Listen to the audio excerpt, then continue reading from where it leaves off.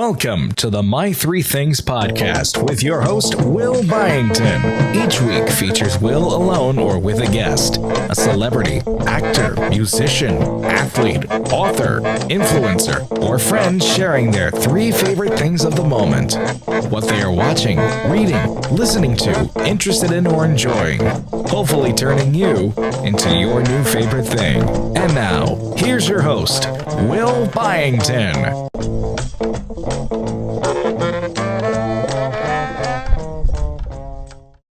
Hello everybody, I'm Will Byington. Thanks so much for joining me for another episode of My Three Things. This one's a beauty. Can't wait to get into it. As always, please share this with your friends. Leave us a review or subscribe on YouTube. Share it, hashtag it, My Three Things Podcast, and let us know your favorite three things going on in your world right now. Whatever it is you're enjoying that you think other people would get into, we'd love to hear it. So please share the podcast. You can find us anywhere and everywhere podcasts are found. And please let us know what you think, how we're doing. My Three Things. It's the brand new podcast. Hope you enjoy. Here we go. Diving in for week number 11. This week on My Three Things, I'm thrilled to introduce you to one of my favorite actresses and one of my favorite people in the world as well. I'm lucky to call her a friend. Perhaps you know her from TV shows like Sabrina the Teenage Witch, Clarissa Explains It All, or movies like Drive Me Crazy. She's also a writer, a producer, a director, lately working on shows like Young Sheldon. That is right. It's Melissa Joan Hart. What's going on, my friend? Hey, nothing much. Oh my God, so good to see your smiling face. And even better, literally a week ago, a week and a half now, saw your smiling face in person, you and Mark at the Caddyshack charity golf outing in Florida. That is an awesome, awesome event. And I love seeing your face there. I loved it more this year because it meant that we were all back and getting things on track to be back to normal. So it was fun. And it's always fun to see the Murray brothers together up on stage, rocking out, although we were missing Ed this year, but it's always such a fun, and you led the way to my new favorite auction item. I 2 years ago, I got the bowling ball from the movie Kingpin, one of my all-time favorite movies. And the incredible rose bowling ball. Rose bowling ball signed by the Farrellys and Bill. And then you told me there was going to be something better. So I went right out front, stood right in the front there, right next to you. And sure enough, the ghost trap from Ghostbusters signed by Bill was up for auction. I just could not stop raising my hand trying to get that thing. So I got it. I brought it home. It's on the shelf next to the bowling ball. Mark thinks the bowling ball is more cool than the ghost trap, but I think in value, the ghost trap would probably go for more money on the open market. I think it's absolutely, literally two items from iconic movies. Yeah, when they're shoving them in the wall and trapping them all in the wall at the fire station and stuff. It's the coolest thing. Like, who knew that I would ever own a ghost trap? Like, and it's signed by Bill Murray. Like, it's just the weirdest thing. And it's next to the bowling ball signed by Bill Murray. So, but Kingpin to me is like I don't feel like that many people in the world know that movie. But for those of us that are big Bill fans, like, we love that movie, right? The hair and the whole thing, the biggest little city in the world and every bit about it. Big Earn. We're all fans of Big Earn. It says that on the ball. It says Big Earn. Oh, it's seriously two of the coolest items I've ever seen at an auction. Two of the hardest items to get past the TSA. Just FYI. Here's a question. If you were to go for the trifecta, if they're getting ready for Caddyshack 2022, is there an item that might be the next thing for that? Because it sounds like you have the Bill Murray museums that you're starting. I know, right? It does, doesn't it? Sounds like I'm kind of obsessed. I would want, probably for me personally, something from Scrooged or something from Groundhog Day. Don't know what it is yet. I think that might be where my mind instantly went. What about an autographed alarm clock? Oh, the alarm clock. That's a good one. Or I was thinking about Scrooged, like one of the costumes of the costume of the ghost from the future, and then you could get John to sign it. I've been working with Wendy Malick. She's in Scrooge. I've worked with Carol Kane before. Like, you could just get I look forward to when you start selling tickets to the Bill Murray Museum. This is going to be great. Kind of creepy, actually, right? Maybe he's not going to invite me anymore. I think you're in. I think you're in. You're part of the family. I can't believe I've shot now 10 years of the Caddyshack golf outing. And it's that alone to me is absolutely surreal. And this year we had a new friend that was brought in that I absolutely adored, which was Johnny Damon and his wife Michelle. And we are like thick as thieves now. We are like planning get-togethers next weekend and just love that crew. Like that. Every time I go there, I make such fabulous friends, like Robbie Gould and Michael Strahan I've met there before, and like, so many musicians. It's just a fabulous, fun event, all for charity. Like it's a fun party. Yeah, a fun party. The fun thing is, every time I tell people about it, they say, "Oh my God, that's gotta be so cool," and they think it's so VIP and so like egos and everything. And I have to tell everybody, there's absolutely no egos there. Nobody's allowed. The Murrays won't be friends with anyone with an ego. Exactly, 100%. And I stand by that for all of them. And like you said, rest in peace, Ed, because I spent 3 years riding the course with brother Ed, and it was just incredible. And you could tell that's where they all got it. They all got it from guys like him and their sisters. One of the sisters was there this year, which was awesome. You could tell they're a family, and it's what I love when you meet families like that easily could have some of the biggest egos in the world because they truly are legendary. You can tell that they will kick each other's ass if they get out of line and get out of hand.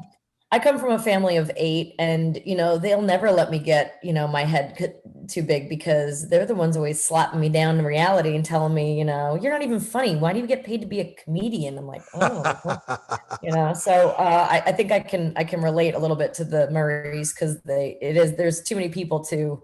Do you want to be close with your siblings, or do you want to be the one with the big ego? It's like it's one or the other. You're either in with the whole group of your family, or you're like left out because you're the one that's not cool enough to hang.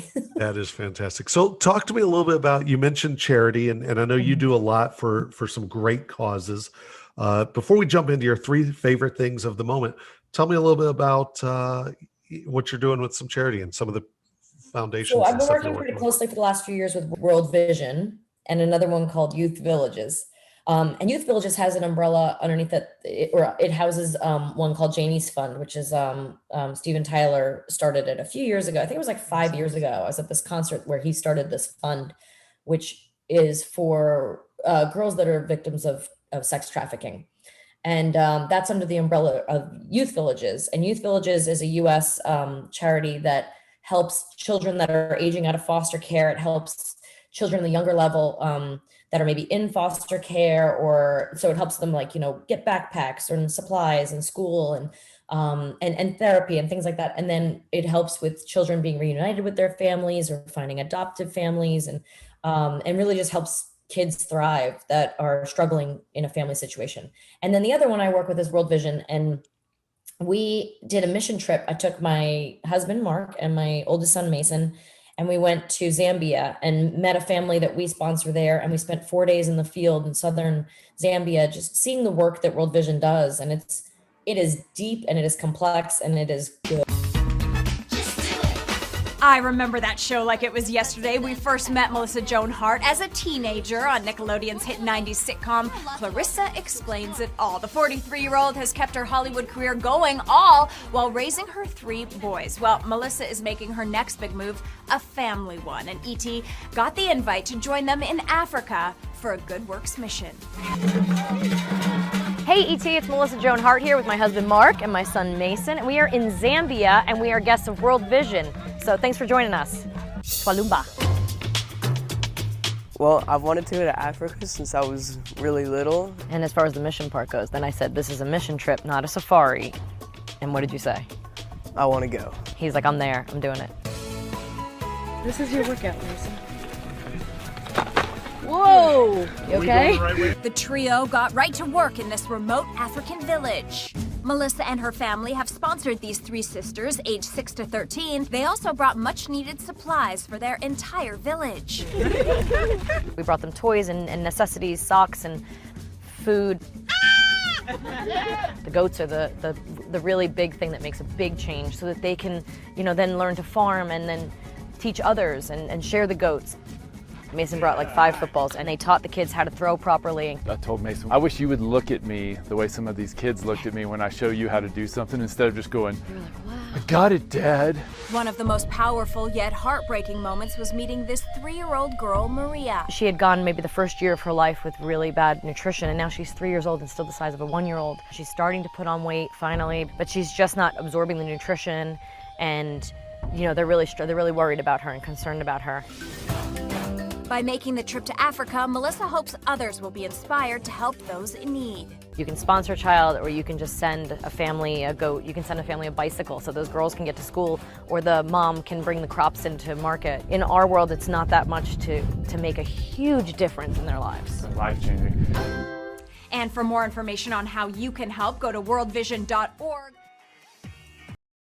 They just help all around the world, everything from U.S. COVID relief and children that have empty bellies and need help with school supplies to, all over South America and Africa and India and Asia, helping children helping build wells, helping women learn how to save money, helping farmers learn how to farm and take care of their crops and, breed goats. It's intense but it helps the world, and when we can help them over there in those ways, get fresh water and learn to grow their own food, then it just helps the whole world. All of those things are so many things that we just take for granted. So much so. When we went there, they don't sleep on a mattress, they sleep on the ground they might have a strong hut, like a brick hut, but like 8 of them will sleep in there on the floor, and then they go outside and they maybe have 1 spoon for the family. I did that as a Cub Scout camping for like a weekend. Yeah. So that's what you're talking about, right? It's kind of like that. Then they go back to getting older and like, if I'm complaining about my mattress and my pillow, like, because my back aches, these are people that are like, women are still having babies in their late 40s and working on the farm and trying to lift goats and try to pump water and travel water on their heads, for miles. These children are carrying the water instead of going to school, and a bicycle is everything to them. So like our 3 girls, we have 3 boys at home. So we got, we wanted 3 sponsor sisters. We call them their sponsor sisters for them. And so we have 3 girls about the same ages as our boys, a little off, but, they, we sent them bicycles. I said to the oldest when we were there, if I send you a bicycle, will you go to school? And she said, yes. And so send her a bicycle, send all 3 of them those 3 bicycles could just change that family's life. Well, I'll put links to all of that below, the things we take for granted. Here in Chicago, we have divvy bikes. So like a bike doesn't even cross my mind because it's like, oh, I can just walk out the street and there's literally 70 bikes. They're literally on dirt roads hoping an oxen is going to pull a cart for them, or they're walking barefoot down the street. Maybe they have socks on, or they're kicking around a soccer ball that's made out of plastic bags wrapped with rubber bands, or, it's the littlest thing goes a long way there. And it's insane. And it's so wild to see. It makes you feel really guilty about coming back and complaining about anything when we have hot running water in the house. It's like, that is the biggest luxury. They're not just like putting in a well and saying, here you go, good luck. They're teaching them the stages. They're teaching some to be plumbers. So if it breaks, they're teaching them to save money so that they can get the parts, pay for the parts they might need in the future. They also will not put in a well until there's a hygiene in place in that village. So they put 1 woman in charge of the hygiene. And until 98% of that village has hygiene in place, they won't put the well in. No, it makes sense. Because again, if they didn't do all that, instantly the well would be contaminated and they'd be back at square one. Yeah. Yeah. So tell me the 2 names of the charities again. World Vision is the one that does work all over the world. And then you have Youth Villages is in 17 states right now, I believe. And they do work with foster and adoption and just families. Awesome. The best thing to do at Christmas is their gift catalog. And I always have a gift in there. Like I'll have, this year, I think I had it was a red ornament, a heart ornament you can hang on the tree. When you buy that, there's a craftsman that's worked on that. I think mine was made this year in India. So not only did a woman make that and, so the money went to her to make it, then also the money that you donate for that heart goes to some other, but you can pick and choose. Like I gotten goats for friends before, or this year I got a whole, thing of the, nativity animals. So it was, I think, a sheep, a lamb, and a cow. and sent those off to like my manager or my agent, my That's lawyer, awesome. or a teacher, and give those out. And then that, then they not only deliver the goat, they teach them how to vaccinate it. They teach them how to breed them. They teach them how to use the feces for fertilizer in their gardens. So it's like, Wow. they really do make sure the whole picture is taken care of. So anyway, sorry, I love it. I love it. That's incredible. So let's jump in. 3 things. The whole idea. 3 things. Whatever you're watching, listening to, reading, whatever it is that's brought you joy that you think might bring joy to someone else. So what's number 1 on Melissa Joan Hart's? The charity thing, you got me thinking. I have been so Youth Villages, the one that helps with foster children. I'm going to be playing Wheel of Fortune for them pretty soon. So I have been obsessed with the Wheel of Fortune app. So I've been playing that like crazy and just trying to get really good at it, make sure there's nothing thrown my way that I can't win this thing for them, so that I think I can raise like tens of thousands of dollars, if not hundreds of thousands of dollars for them. So I've been working really hard on that. So I'm kind of obsessed. That's like every time I get 5 seconds, or I'm waiting in line, or I'm, on the, at the DMV or whatever, I'm sitting there, I'm just playing Wheel of Fortune. I was in the grocery store online the other day and the line was long. I started playing Wheel of Fortune. So I'm kind of obsessed with that. Are there any words that give you trouble? Nouns, pronouns? Yeah, anytime, like if I see a C and an E at the end, I never think cake, or like I'm having a hard time with like there's certain, and like 2-letter words. I always assume it's 2, and if it's not, I'm like, it must be me or B. This morning I forgot all about of. I was like, if only I figured that out, then I could have put the sentence together better, And just don't hit bankrupt. Don't hit bankrupt. I know. I've hit that a few times. If you self-spin, you're less likely to hit bankrupt, by the way. There's a spin button, but if you self-spin, less likely to hit bankrupt. That's awesome. All right. So Wheel of Fortune, the app, that's fantastic. What's number 2? What's on your mind? Number 2 is probably The Handmaid's Tale.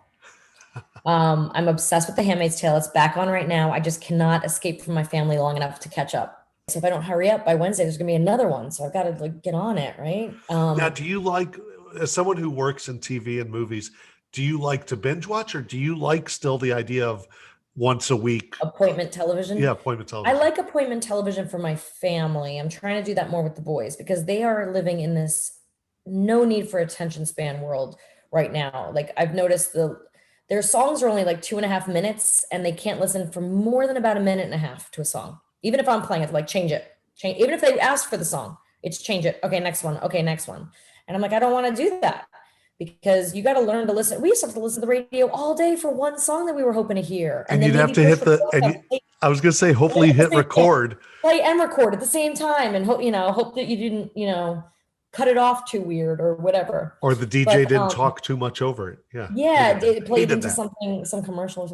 But yeah, they have no need. They don't watch TV with commercials. They don't have to show up on Thursday night to watch the Cosby Show. Otherwise they're going to miss it and they'll never see that episode again. So we actually started watching the Wonder Years as a family. And now the little one, Tucker, our 8-year-old, is obsessed with Wonder Years. He loves it. And I hear there's a new Wonder Years coming out soon. Is he in love with Winnie Cooper like I still am? He's in love with Winnie. He loves the brothers and their relationship. We tried to get the whole family to sit down and watch it together. And right off the bat, the 2 big ones kind of snuck out of the room. So we lost them immediately. I wish if they had watched 2 episodes even, they would have been hooked, I think. You know what's funny about the Wonder Years? So I love incredible show. We all love it growing up. You never did anything with that, did you? Did you ever? No, I didn't. I feel like I'm one of the few actors, I think because I was living in New York. So I love that if you look at the time frame. So I think that show started in 1988, if I'm not mistaken. And the crazy thing is when I was growing up watching that, it felt like it was so far in the past. Yeah, and now if they did the Wonder Years, which I think I have heard there's some new version coming, the Wonder Years would be like 2004. Yeah. Right now, and that's so weird to me to think about things like that. Yeah, because you wouldn't want to see a TV show about 2004. You're like, what's that? But yeah, no, it's so it was like, so in 88, it was about the 60s, right? Yeah, I guess it was, it was like 68. Yeah. Like late 60s. Yeah. So it was only like 20 years crazy. But how much time changed back then, and yet it feels like the 2000s are sort of all mushing together here. Yeah, like you said. So yeah, because I think it was 88, so it was like 68, and now it would be same thing like 2001. And it's already been like 35 years since then. So yeah it's like 30 3 years. All right, since it now I started. feel Yeah. old. Yeah, let's not I think know, about right? let's not do math. I went to Alabama. Let's not roll tide. Let's not do math. Roll Tide. Let's what's number three? What's number Number three? three is a tough one. I don't know what to throw out there. Let's see. I'm trying to read a book. How about that? I am trying to read a book and I can't seem, I have started like 5 books in the last few months and have not gotten even to page 20 on any of them. I'm trying to read Great Gatsby. I'm trying to read The Splendid and the Vile. I'm trying to read Kristen Hanna. All right, let's go with Kristen Hanna. She's my number 3. She is a writer I am obsessed with. I read The Nightingale a few years ago, maybe 4 or 5 years ago, and decided to re-up my book club. I love book clubs. I love reading a book with the mission of talking about it with a girls group on a random Tuesday night, right? And some wine. I've heard rumors. I've heard rumors. I'm less about, most people are about the wine. I started making my book club, like when I started it again, when we had it originally, it did become a party club and everybody would be like, I didn't read it. So then I started it again with Kristen Hanna's Nightingale, which was a spectacular book. And I read it and I was like, everybody's got to read this. We're coming over to my house. You have 2 weeks, go. And they did read it. And then I said, all right, look, guys, if you like this, we'll do book club again, but there's no getting crazy. If you don't read it, you don't come. We're going to have questions prepared. And one of my other friends was even more like, kind of diligent about the whole thing. And like, she would make sure, she's like, everyone's getting off track. Stick to the questions. So, between the two of us, we were able to kind of wrangle it in and make it a true book club. But Kristen Hanna, I just loved The Nightingale. It was about 2 women, 2 sisters, very different in age, like one's in her 20s and one's in her teens. And World War II is happening and it's occupied France. Germans are moving in. The older one has a child and her husband goes off to war. The younger one wants to fight in sort of the resistance. And the older one wants nothing. She just wants to survive it. She's like, just stop it. Stop ruffling feathers. Let's not draw any attention. Let's just survive this. And the younger one is like, no, we have to do something. And it's a really, really wonderful book. And you feel how cold they are. You feel the holes in their socks. You feel how hungry they are. You feel how delicious it is when they finally get jam from the tree, the fruit in the tree, and they get to eat. And then I kind of became obsessed with her. I wanted to find more from her. And I read last year, The Great Alone, which is about Alaska, a family going through a really tough time that moves to Alaska with the dad has PTSD and I think he's an alcoholic and he's abusive, and they all move to Alaska and what it's like to live in this great alone, this big vast space that's so dangerous and dad's already dangerous. And so it was wonderful. So now I'm trying to read The 4 Winds, which I think you can get at Costco. I saw it in Costco. I was like, oh, there's another Kristen Hanna book, because there's like 17 of them. And a lot of people will know her name now because she has a TV show on Netflix, Firefly Lane. Oh, I've heard that. And I've heard that's great. I actually didn't like the show. I tried. Okay. I haven't watched it, but I heard it was good. I know. I'm sure the book is fantastic because I love her writing. It's very, you feel it, you sense it, you feel all of the different sensations she's trying to get across. She really describes things in a beautiful way that really helps you feel like you're in this place that she's writing about. And she really dives deep into her research about the places I think each book is sort of placed in a location. Okay. So, I can't remember The 4 Winds. Again, it's another book I started about 10 pages in and I picked it up about 2 weeks ago. I was like, I'm going to read this. And then I didn't. So life got back to normal. You had to go to Caddyshack and do fun, I had to go to Caddyshack. fun things out in the wild. Kids are calling me going, Mom, you forgot my lunch. And I got to run over to their school and bring lunch and, just ruining my reading time. What I'm going to do is I'm going to share every episode of this. It turns out into my 87 things. And that's what I love about doing this. Because once people get going, like you just did, I love that you mentioned 3 or 4 of her books. So I'll share all of them because that's why I just give it the title of her name. It's just the Kristen Hanna is the number 3, I think, because I just love her writing. And now she's becoming, now people are knowing her because of TV. So that's cool. Awesome. Well, I love it. Those sound like excellent suggestions. And I'm sure, same thing. Other people will be like, oh, that sounds great. Like the Alaska one. So I've been to 48 of the 50 states. I'm missing Alaska and Hawaii. And I've always heard, for example, Alaska is like that.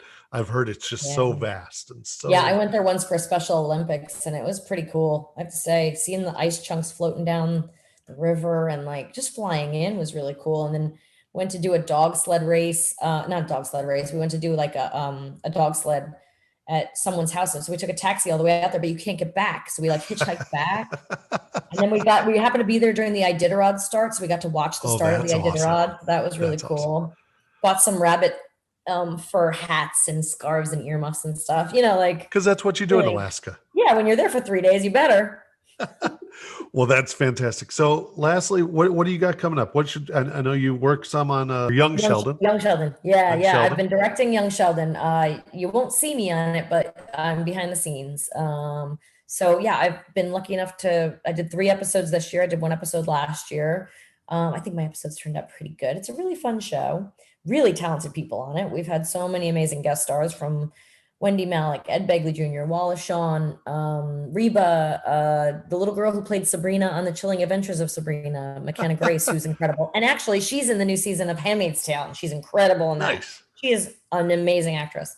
And the younger folks at home will know. Actually, everybody will know her. Her face is so recognizable. But I've been so lucky to be doing that. So you can go check out those episodes. I think the season finale is coming up maybe this week. Okay. And so all 3 of my episodes have already aired then. Nice. And I'm doing a Christmas movie. I'm producing a movie right now with Reba for Lifetime. Awesome. I think it's going to be called Christmas in Tune. But if you look for the Lifetime Reba movie this Christmas, that'll be the one I produced. And then I'm going to be in one later on this year, but we're not sure which one it is just yet. So Awesome. I'll let you know later. I love the Christmas movies. We all need them. We all need that And joy. They're fun to make. And we did 3 in a row last year. I directed 1, starred in 1, and produced the 3rd, produced all 3. But, we were able to get a good crew together, stay safe during COVID, and we just pumped them out last year. So usually we do 1 or 2 a year. Now, last year we did 3. This year we're hoping to do at least 2. Funny. So yeah, so you can always look for me on Lifetime at Christmas. How funny. I love, I mean, hey, and Christmas movies, the beautiful thing there is year after year, they're still in style. I love it. Yeah. They're starting to all kind of run together. We got to find some different themes here, but they're always ending on a happy note. You always know you're gonna, while you're making your cookies or you're, addressing your Christmas cards, you know that you're gonna have something to watch that's not gonna make you upset. I love it. Unlike Alabama football, sometimes. Hey, not these last few years. What? There is special time. I still want this year. I still want to catch a game. I still want to catch a game with y'all one of these days down at Bryant Denny. Absolutely. We live closer now. We can do that. Well, thank you so much for taking some time out. Hopefully, are your kids at school right now? Or were you able to throw them in the corner? Or I think they're just walking in. I hear some footsteps. Playing some video games. There you go. Well, you rock. Thank you so much for being a part of My 3 Things. I know we also talked about, I'm going to put it on record, maybe someday, maybe the next 2 years, 3 years, there'll be a Melissa Joan Hart podcast. You expressed that, and I want to be able to say, maybe people heard it here first if you ever do it. Yeah. I'm hoping. I love what you're doing. And I had an idea of my own that I really kind of want to float out there and see. I just don't have the equipment like you seem to have there. You know what? It's called a computer and a $50 mic on Amazon. It just looks good. It's not even plugged in, to be honest. It does. It looks fantastic. I love your LEDs behind you or whatever you got going on. You got a nice ambiance going on. I like it. I'm trying to make it work, even though on this one nobody will even see it. But it's I'm trying to make it look like I know. I have no makeup on, and I'm sitting in my laundry room, so I'm just trying to make it look like I know what I'm doing. Actually, this will be one of the first episodes. I got some friends to record voiceovers. I've got a song. Like, it's getting real here at My 3 Things. So that's great. All it takes. And then all it takes is just make a business card that says your podcast, and then you're a podcaster. That's what I hear. I love it. I'll do that. All right. I'm on board. You rock. Sign me up. Thank you so much. Tell Mark hello, and we'll see you down the road. I will. Thanks so much. Melissa Joan Hart, everybody. Thanks so much for being here and taking time out of your insanely busy schedule to share with us your 3 favorite things, as well as a couple of great charities that you're involved with. Thank you so much, Melissa. It was so great seeing you at Caddyshack, and hopefully our paths cross again down the road, hopefully sooner than later. Another week, another episode of My 3 Things. As always, as I've mentioned, please share it. Hashtag My 3 Things Podcast. Please share the links to the podcast on Apple, Spotify, Stitcher, and just about all the other platforms where you can find podcasts these days.